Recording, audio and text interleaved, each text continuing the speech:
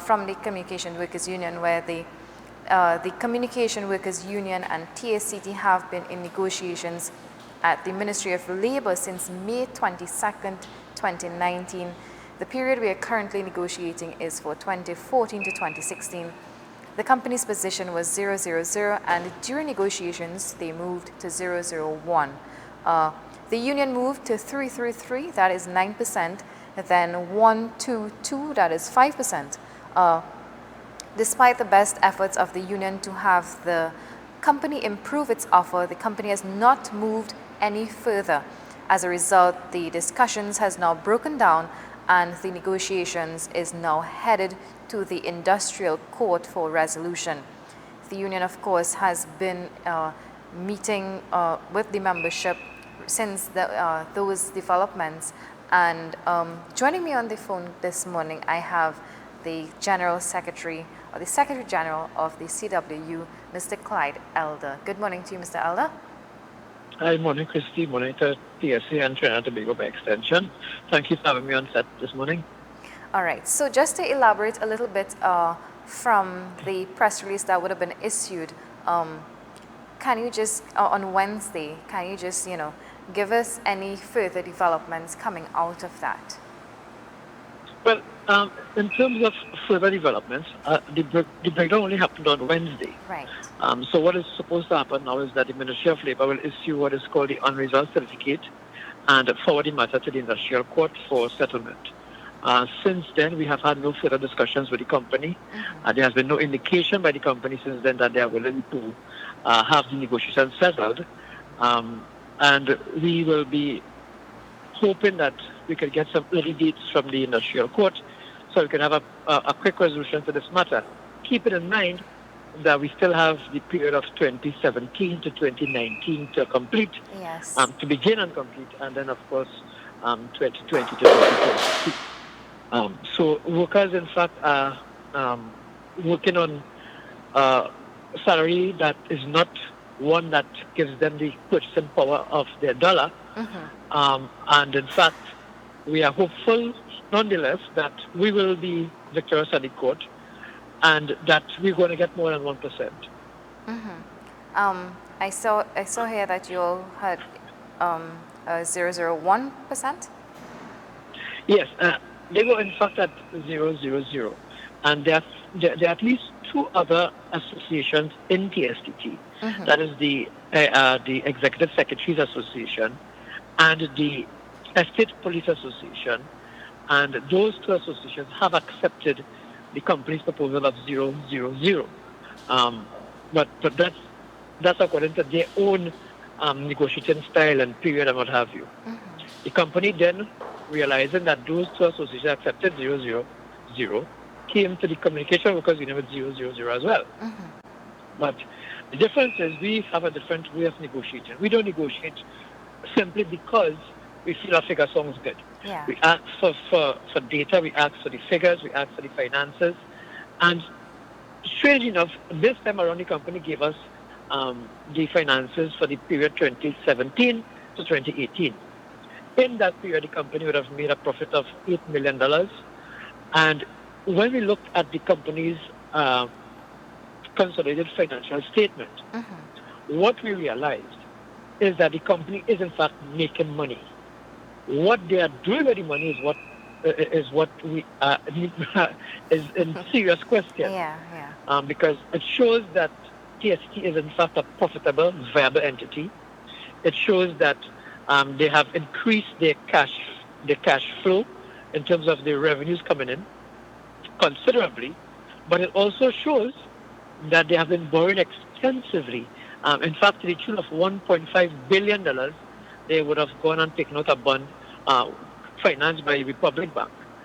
And added to that, the government of Trinidad and Tobago owes TSTT over $500 million in unpaid revenue, especially the Ministry of National Security. And if the government could pay its debt, I am sure the company will be more than able to give workers more than 5% increase that we are asking for.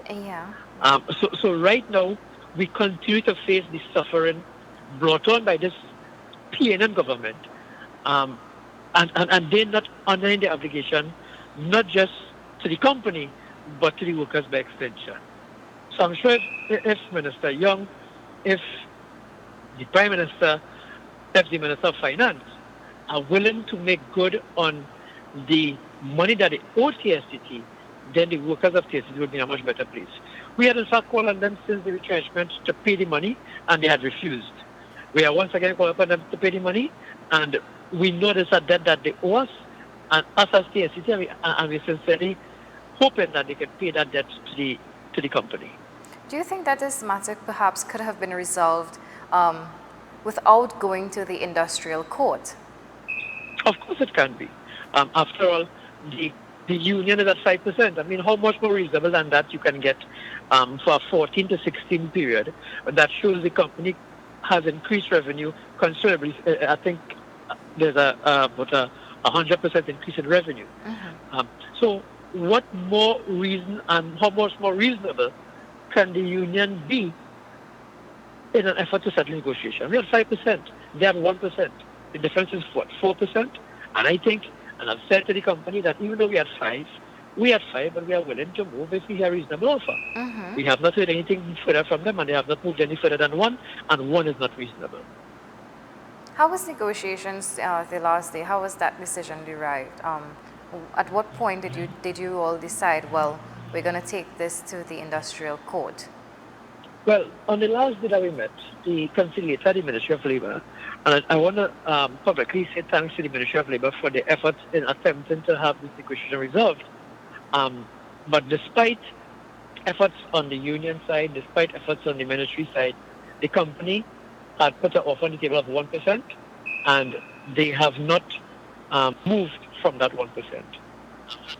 Not amenable to the negotiation process, then it could have been settled. But they had 1, and they adamant that they're not moving from 1. And when we started negotiation on Wednesday afternoon, the company and the union was asked if our position had changed. We said to the minister that our position is in fact still 5%, but we are willing to move. And the company said, well, we are 1% and we can't move. And I said, well, if that's the case, well, then we'll need to take this matter further. And that is the point at which we broke down. And going forward, do you foresee any resolution to this anytime soon? Yes, there can be resolution to it as early as tomorrow if the company is so willing to have that resolution. But do I see a resolution in the normal scheme of things anytime soon? The answer is no. Simply because right now, when you go to industrial court, you are getting dates for hearing as far as May 2020. So if those get struck, the matter has not yet reached the industrial court, I could imagine when it does reach the industrial court, we may very well get dates for the middle to the later half of 2020 for this to be settled in the normal scheme of things. But it can be settled if the company is willing to engage in the process of good industrial relations practice and procedures and good negotiations and negotiate in good faith. Now this means what exactly to the membership there and to the former TSCT workers themselves? It means what, another prolonging of the negotiations, or?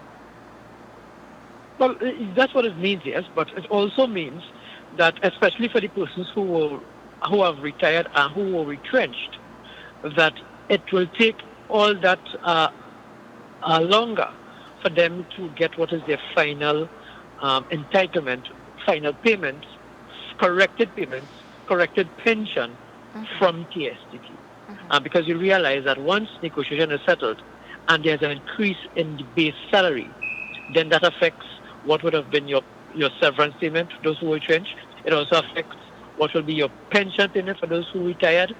And it will also affect even those who are working.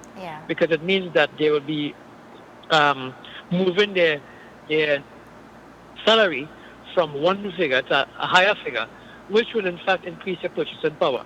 So in the meantime, it means that the purchasing power of the workers' dollar is seriously diminished. Wow. I don't think you all saw that coming. Well, we did. We did because we have been negotiating with TSCT for since 2016, 2017 for the 14 to 16 period.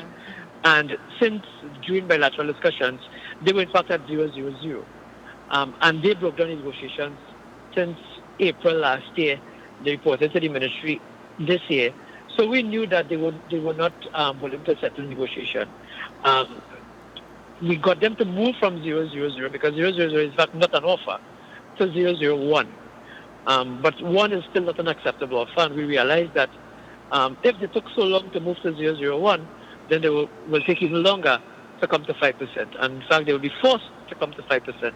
And we in fact anticipated for a long time that this was going to be settled at the industrial court based on the posturing of the company and based on all that they have been doing from 2016 to now. Right. Mr. Elder, before we go, I just want to ask you your closing comments on this matter.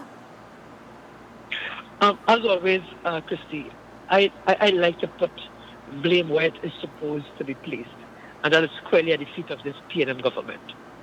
If this government gives the instruction and says to all of the entities where the government has a controlling share, as in TSTT, that we need to settle negotiations and settle it fast, then it will be settled.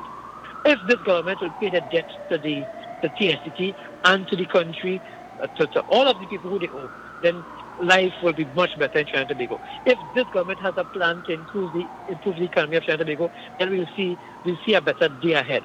If this government was sincere about workers and not just about the 1%, things will be much better. If this government was in fact honest, truthful, and when the minister said